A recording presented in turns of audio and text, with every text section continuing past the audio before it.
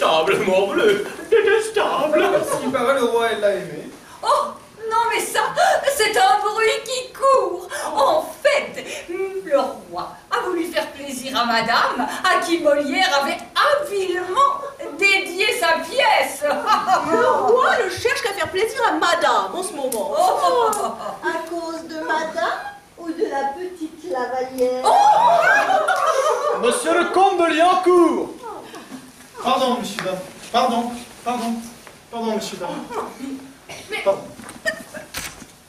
Mais qu'est-ce qu'il va faire à la chambre du roi, lui? Comédien, on aura tout vu. Scandale. On aura tout vu, et c'est n'importe quoi. Molière! Monsieur le duc. Viens ici que je t'embrasse.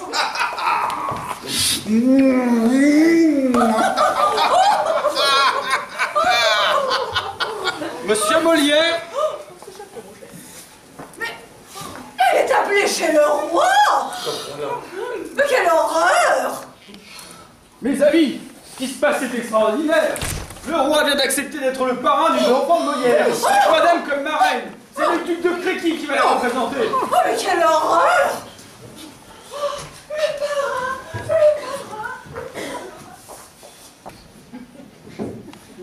Moi, je l'ai toujours trouvé très bonne, sa pièce.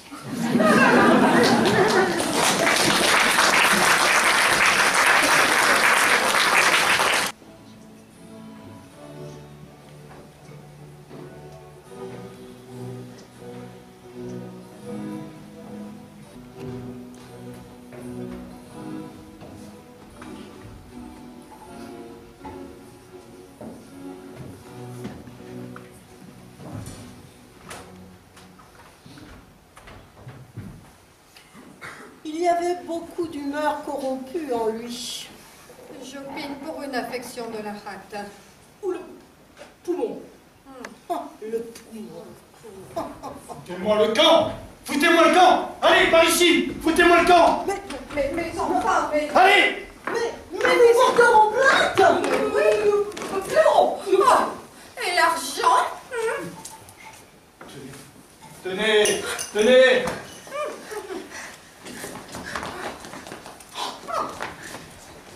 Vite, vite.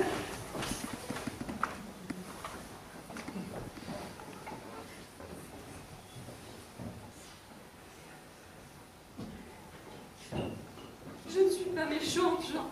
Je te jure, je suis pas méchante. Il faut. Pourquoi m'empêches-tu? Me dis-tu toujours oui? Pourquoi me laisses-tu toujours tout faire?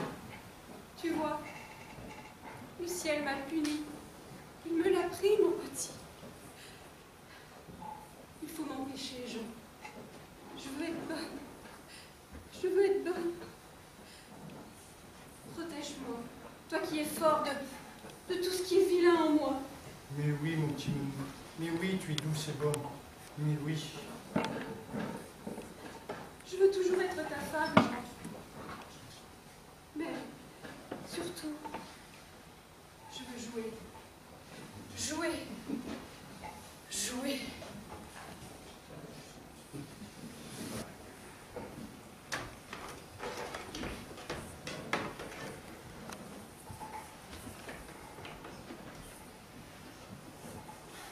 Et puis, elle s'est mise à me tromper, tout doucement. Alors j'ai décidé de vivre séparé d'elle. Elle à Paris, où elle s'est fait installer un appartement dessous du mien, et moi ici, à Auteuil, seul. Non, pas seul d'ailleurs, avec un jeune homme que j'ai recueilli il y a 3 ans dans une baraque de foire, et à qui je suis en train d'apprendre à jouer la tragédie mieux que moi. Ce qui n'est pas difficile, vous direz Madeleine. On m'a parlé de ce baron à Paris. Qu'en dit Armande? Oh, Armande ne dit rien des choses qui ne la concernent pas directement. Je crois qu'elle est un petit peu jalouse, comme de tout ce qui n'est pas à elle. De notre côté, cela doit lui être commode. Cela lui enlève le dernier remords de m'avoir laissé seul ici. Votre santé semble meilleure, Molière. Vous dites cela en reprenant du rouge sous votre pinceau pour mes pommettes. Non, je tousse. J'ai même craché un peu de sang. Mais depuis que j'ai renvoyé les médecins et que je me suis mis au lait, cela va mieux. Oui?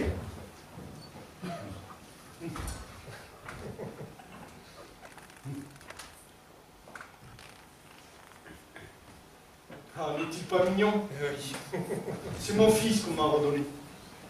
Vous savez la dernière de ces messieurs de l'hôtel de Bourgogne? Non. Il n'y a que des confrères pour avoir des idées pareilles. Après avoir fait courir dans Paris le bruit que j'avais épousé ma propre fille, ils répandent maintenant le bruit que je m'intéresse aux garçons. Et Tartuffe? Ah, le pauvre homme, toujours interdit. Ah, je me suis cru plus fort que les dévots. Et là, j'avoue que je me suis trompé. Et le roi lui-même n'est pas plus fort que les dévots en France. Ah, Mignard.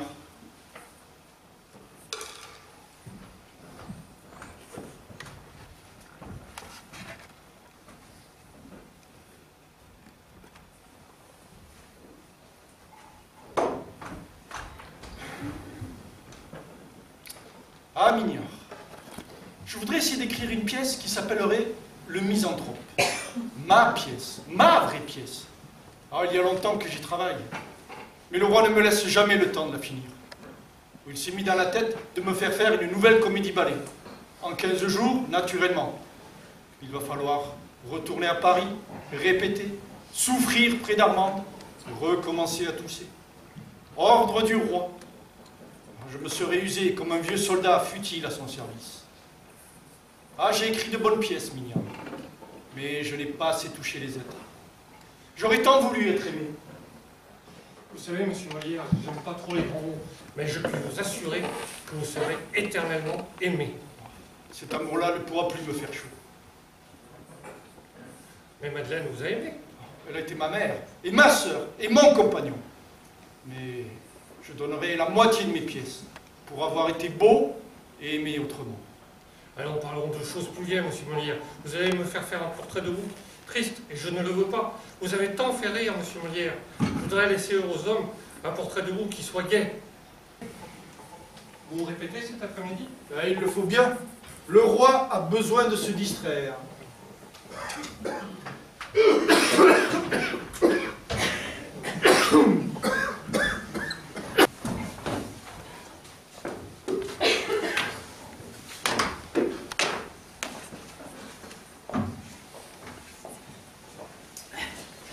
Ça va être à vous, mademoiselle Molière. Oui, je n'ai qu'une scène. Je reviens. Allez, reprenons. Non, je te dis que je n'en veux rien savoir, et que c'est à moi de parler, et d'être le maître. Et moi, je te dis que je veux que tu vives à ma fantaisie, et que je ne suis point mariée avec toi pour souffrir tes fredaines. Mais non, reprenez, s'il vous plaît. Reprenez, c'est très très mauvais. Allez, reprenez. Mais non, comment voulez-vous que je joue? Il est tout jeune. On dirait qu'il a encore la goutte de lait au nez. Non mais, je tiens pas à être ridicule, hein. Cette pièce est distribuée d'une façon insensée. Baron a du talent, et dans le domaine, je m'y connais. Allez, reprenez. Hein, et avec un petit peu plus de feu. Vous le pouvez. Et moi, je te dis que je veux que tu vives à ma fantaisie, et que je ne suis point mariée avec toi pour souffrir tes fredaines. Mais non, je pourrais jamais le dire, je pourrais jamais.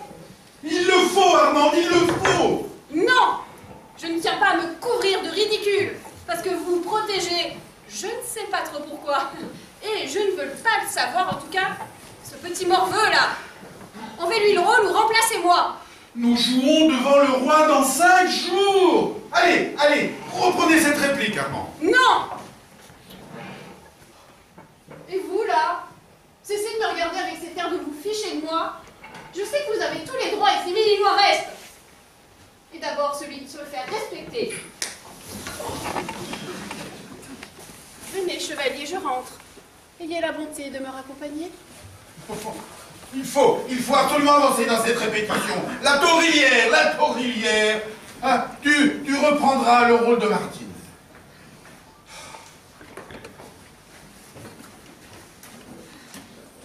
Non, je te dis que je n'en veux rien savoir, et que c'est à moi de parler, et d'être le maître. Et je te dis, moi, que je veux que tu vives à ma fantaisie, et que je me suis point mariée avec toi pour souffrir tes fredaines. Ah, la grande fatigue que d'avoir une femme, et comme Aristote a raison quand il dit qu'elles sont pires qu'un démon. Voyez un peu l'habile-homme avec son beurre d'Aristote. Oui, habile-homme, connais-tu un faiseur de fagots qui, comme moi, sait raisonner des choses, qui a servi pendant 6 ans un grand médecin, et qui a su, dans son jeune âge, son rudiment par cœur? Peste du fou fiefé. Peste soit de la carogne. Oh, mais comment dit soit l'heure et le jour où je m'avisais d'aller dire oui. Mais que soit maudit le bec cornu du notaire qui me fit signer ma ruine. Oh, c'est bien à toi vraiment de te plaindre de cette affaire. Ne devrais-tu pas remercier le ciel à chaque instant de m'avoir pour ta femme? Et méritais-tu d'épouser une personne comme moi? Ah, il est vrai que tu me fis trop d'honneur et que j'eus lieu de me louer la première nuit de nos noces. Bast, ne me fais pas parler là-dessus car je pourrais dire de choses certaines. Et quoi? Que dirais-tu? Va, il suffit que nous savons ce que nous savons et que tu fus bien heureuse de me trouver. Qu'appelles-tu bien heureuse de te trouver? Un homme qui me réduit à l'hôpital, un débauché, un traître qui me mange tout ce que j'ai. Tu as menti, j'en bois une partie. Qui me vend pièce par pièce tout ce qui est dans le logis. C'est vivre de ménage. Oh, qui m'a ôté jusqu'au lit que j'avais. Tu t'enlèveras plus matin. Et qui enfin ne laisse aucun meuble dans toute la maison. On en déménage plus aisément. Et qui du matin jusqu'au soir ne fait que manger et que boire. C'est pour ne point m'ennuyer. Et que veux-tu que je fasse pendant ce temps avec ma famille? Tout ce qui te plaira. J'ai 4 pauvres petits-enfants sur les bras. Mets-les à terre. Qui me demandent à toute heure du pain. Eh bien, donne-leur le fouet. Quand j'ai bien bu et bien mangé, je veux que tout le monde soit saoul dans ma maison. Et tu prétends, ivrogne, que les choses aillent toujours de même? Ma femme, s'il vous plaît, allons tout doucement. Que j'endure éternellement tes insolences et tes débauches. Ne nous emportons point, ma femme. Et que je ne sache pas trouver le moyen de te ranger à ton devoir. Ma femme, vous savez que j'ai l'âme un peu faible, mais que j'ai le bras assez bon. Je me moque de tes menaces.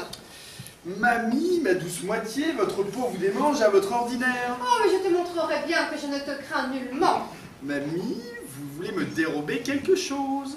Oh, mais je te montrerai bien que je me moque de tes paroles. D'où objet de mes vœux, je vous frotterai les oreilles. Oh, Je vous rosserai. un cavin. Je vous battrai. Je vous étrierai. Oh, ivrogne, traître, voleur. Ah, c'est ça que tu cherches, hein?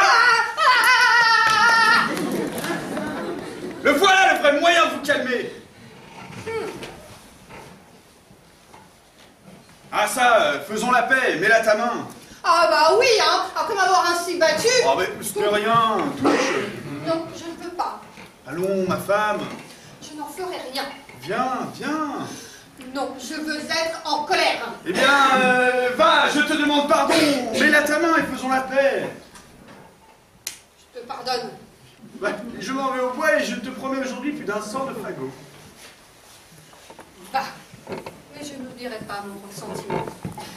Une femme a toujours dans les mains de quoi se venger d'un mari.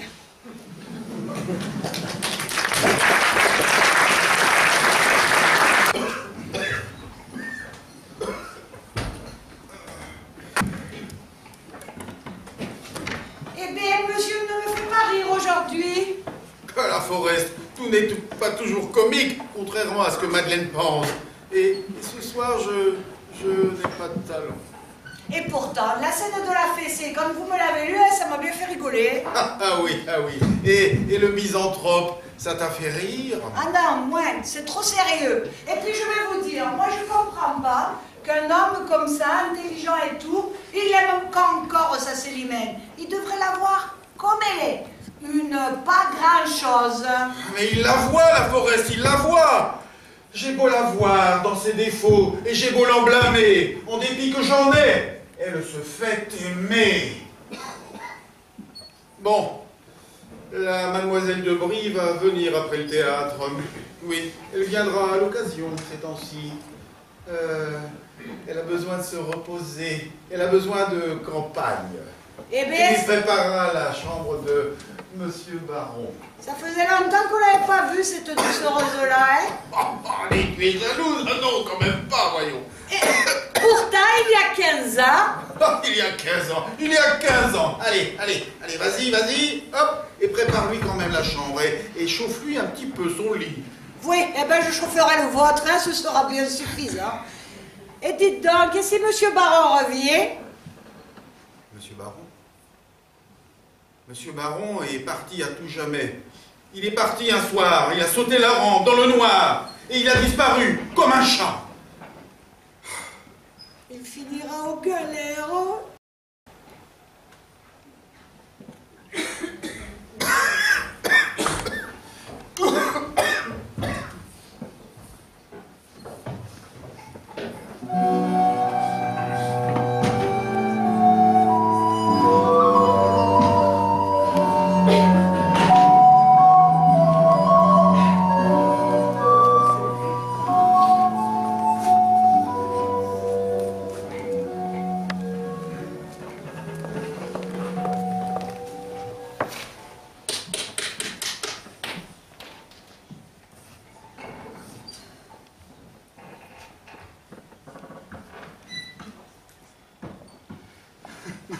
Madeleine, Madeleine, mais tu n'as pas si mauvaise mine. As-tu vu un médecin? Faut-il que j'aie mauvaise mine pour que toi, tu me recommandes un médecin?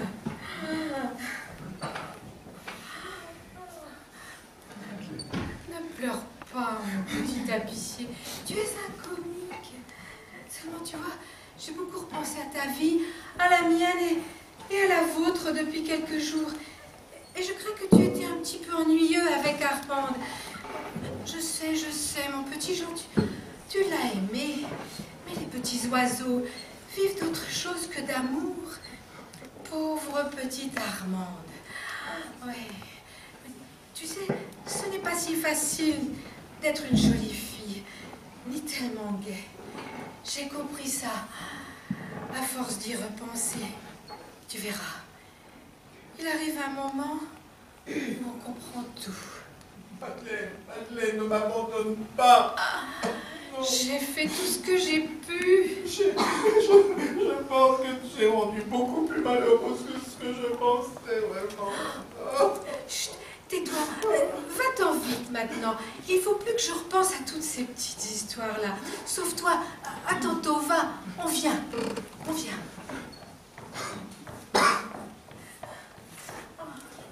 Qui est-ce? Qui est-ce? Quelqu'un de très important pour moi maintenant. Sauve-toi, va. Va. Petit Jean.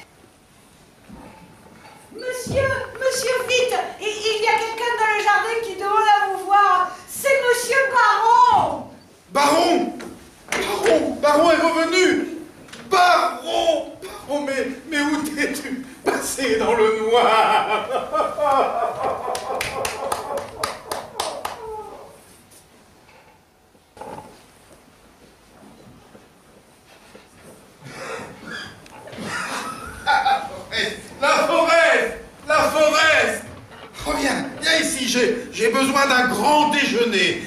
Je suis en forme et j'ai faim ce matin, j'ai faim. Regarde la lettre que j'ai reçue. Une lettre de Monsieur Colbert. Oui, nous allons pouvoir jouer Tartuffe. Tartuffe va enfin pouvoir jouer devant le roi peut-être. C'est merveilleux, tout recommence comme avant. Baron est revenu et nous allons jouer Tartuffe. C'est merveilleux. Baron, où est-il ce coquin? Il dort encore. Mais non, il y a longtemps qu'il est dans le jardin. Ah bon? Où est-il? Ah, il est là. Baron. Tartuffe. Ça y est, tout recommence. Il est increvable cet homme-là.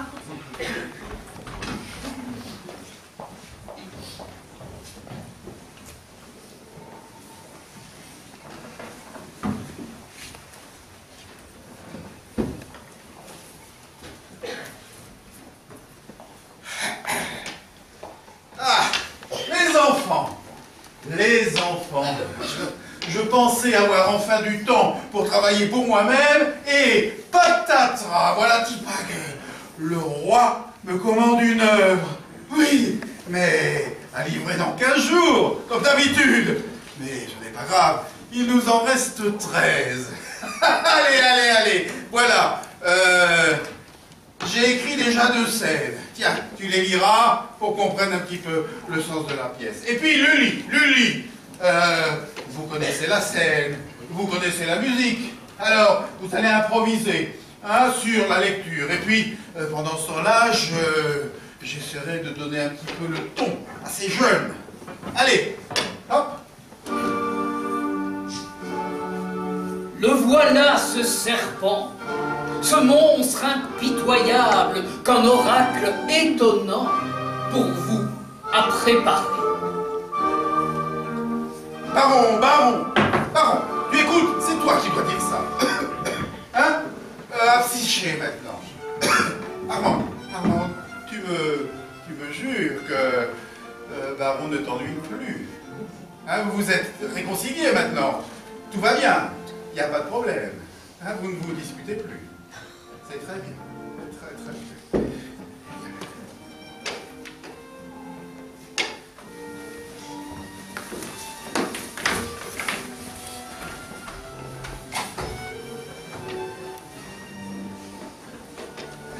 Allez, hop.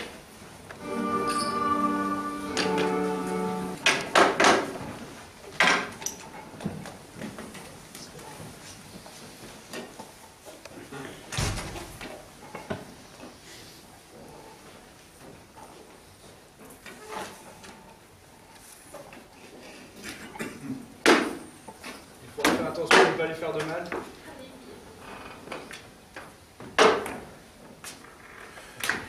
Baron!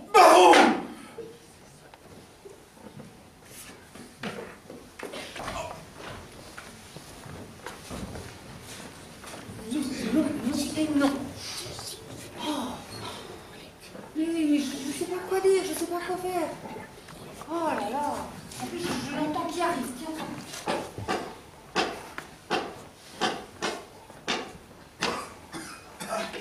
Voici notre homme.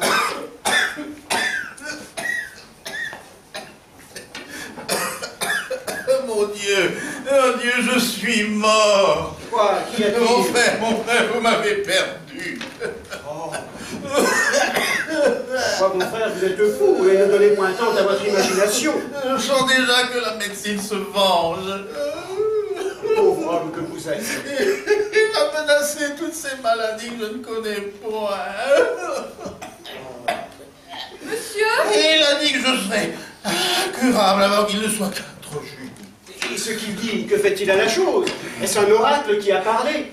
Songez que les principes de votre vie sont en vous-même, et que le courroux de M. Purgon est aussi peu capable de vous faire mourir que ses remèdes de vous faire vivre. Monsieur, il y a là un médecin qui demande à vous voir. Un médecin, et de quel médecin s'agit-il? Un médecin de la médecine. Mais non, je vous demande qui il est.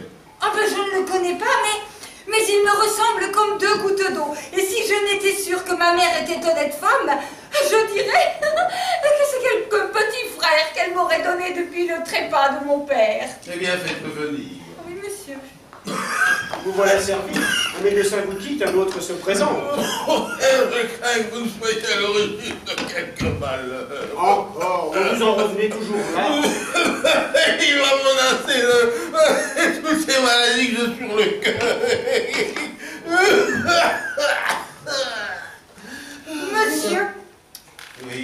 Monsieur, agréez que je vienne vous rendre visite et vous offrir mes petits services pour toutes les saignées et les purgations dont vous aurez besoin. Ne dirait-on pas Antoinette elle-même? Monsieur, je vous prie de m'excuser. J'ai oublié de donner une commission à mon valet. Je reviens tout à l'heure. Mais ne dirait-on pas Antoinette elle-même? Il est vrai que la ressemblance est grande, mais ce n'est pas la première fois que nous voyons de ces sortes de choses. Et les histoires ne sont pleines que de ces jeux de la nature. Moi, j'étais surpris par celui-là. Et si je les voyais tous les deux, je penserais qu'il ne s'agit que d'une seule et même personne. Monsieur, vous m'avez appelé? Moi, non. Ah, il faut que les oreilles m'écornaient alors. Reste ici, que je te vois un petit peu. Tu ressembles au médecin qui vient de me rendre visite. Ouh là là, alors là, moi j'ai affaire là-bas et lui je l'ai assez vite. Ah, tu as vu, hein? On dirait bien Antoinette elle-même. J'ai lu des choses surprenantes sur ces sortes de ressemblances, et nous en avons vu de l'autre temps où tout le monde s'est trompé. Eh bien, moi, je me serais trompé de celle-là. Monsieur, je vous demande pardon de tout mon cœur. Monsieur, vous m'aurez excusé la liberté que j'ai prise de voir un illustre malade comme vous êtes. Et votre réputation qui s'étend partout peut excuser la liberté que j'ai prise. Monsieur, je vous suis fort obligé. Je vois, monsieur, que vous me regardez fixement. Oui. Quel âge croyez-vous que j'ai? Vous devez avoir entre 40 et 45 ans.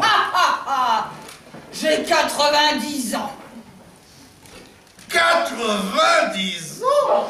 Vous voyez là un des secrets de mon art, de me tenir ainsi frais et vigoureux. Quel joli jeune homme de 90 ans. Je suis médecin passager qui vais de ville en ville, de province en province, de royaume en royaume, pour trouver des malades dignes de m'occuper. Donnez-moi votre pouls. Allons, allons. Que l'on batte comme il faut. Oh, mais ce pouls-là fait l'impertinent. On voit bien qu'il ne me connaît pas encore. Qui est votre médecin? Monsieur Purgon. Cet homme-là n'est pas écrit sur mes tablettes entre les grands médecins. De quoi dit-il que vous êtes malade? Certains disent que c'est du foie, et d'autres disent que c'est de la rate. Ce sont tous des ignorants. C'est du poumon que vous êtes malade. Oui, que ressentez-vous? Je ressens quelquefois des douleurs de tête. Le poumon? J'ai parfois comme un voile devant les yeux. Mais le poumon! Souvent comme des lassitudes dans tous les membres. Le poumon! Parfois des douleurs de cœur. Des maux de ventre comme s'il s'agissait de coliques. Le poumon! Vous avez appétit à ce que vous mangez? Oui, monsieur. Et vous aimez boire un peu de vin? Oh oui, monsieur. Le poumon! Et il vous prend un petit somme après le repas, et vous êtes bien aise de dormir un peu. Oui, monsieur. Le poumon, vous dis-je. Ignorants tous, ignoranta, ignorantum. Votre médecin est une bête. Je vous en ferai venir un de ma main, et je passerai vous voir lorsque je serai en cette ville. Je vous suis fort obligé, monsieur. Que diantre faites-vous de ce bras-là? Voilà un bras que je me ferais couper si j'étais que de vous. Oui, ne voyez-vous pas qu'il tire à soi la nourriture et empêche ce côté-là de profiter? Croyez-moi, faites-le vous couper au plus tôt. Et vous avez là un œil droit que je me ferais crever si j'étais que de vous. Ne voyez-vous pas qu'il tire à soi la nourriture et l'incommode l'autre? Croyez-moi, faites-vous le crever au plus tôt, vous y verrez plus tard de l'œil gauche. C'est un peu tôt, c'est un peu tôt. J'ai besoin de ce bras et de cet œil, hein. Les couper maintenant, c'est... Non. Je vais devoir vous quitter parce que je dois me rendre à une grande consultation qui doit se faire pour un homme qui mourut hier. Un homme qui mourut hier? Mais oui, pour voir ce qu'il aurait fallu faire pour le sauver. Jusqu'au revoir, monsieur. Vous savez, les malades ne reconduisent point. Voilà un médecin qui paraît fort habile. Fort habile, tu te rends compte, hein, me couper le bras, me crever l'œil pour que l'autre se porte bien. Je préfère qu'il se porte moins bien, mais les conserver. Mon frère, Je suis les grands médecins, c'est comme cela. Mon frère, je suis fatigué, que ce n'est pas crédible. Il faut que j'aille me reposer.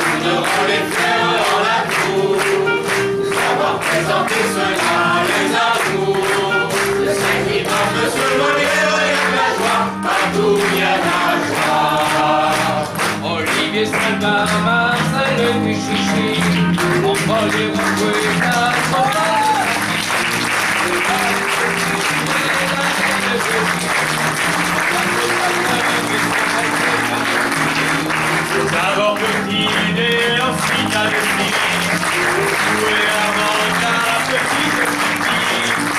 petite Molière qui plus d'un a séduit, dont ce jeune baron, oui, François s'est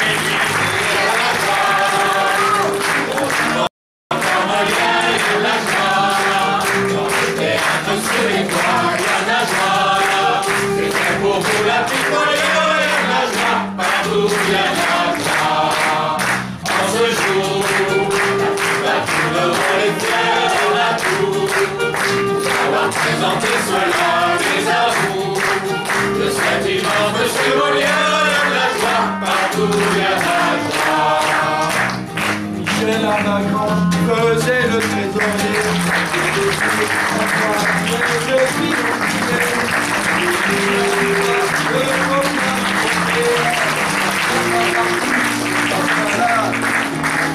il y avait aussi son, image et lumière, et des toujours prêt à en faire. Un texte la nouille, c'était la petite Molière.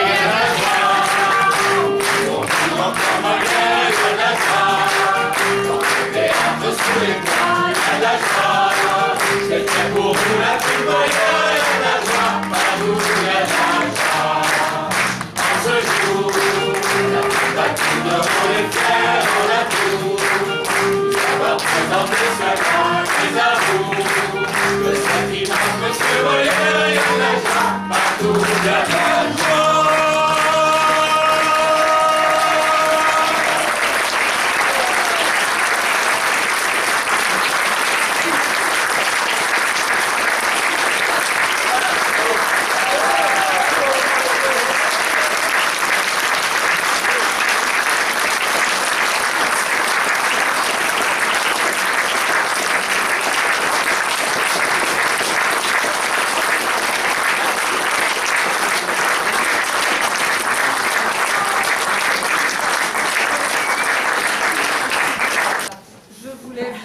D'avoir passé ce samedi soir en notre compagnie.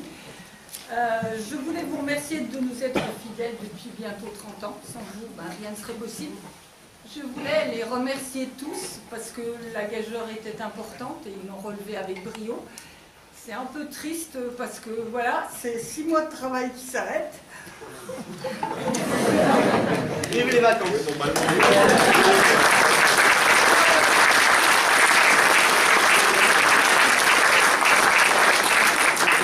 Savoir que plus je monte Molière, plus j'aime Molière, donc voilà.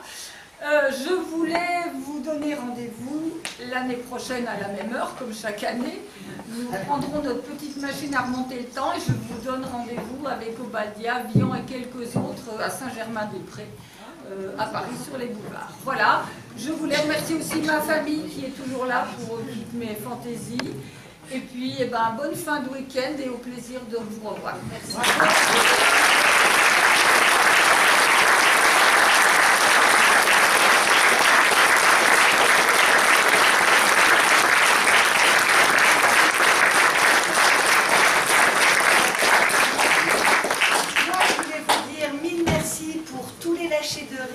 Qui ont fusé à l'hôpital des Massues grâce à vous.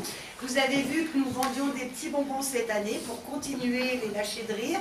Je ne suis pas sponsorisée par les dentistes, je vous promets, ce sont vraiment pour des lâchers de rire. Merci beaucoup.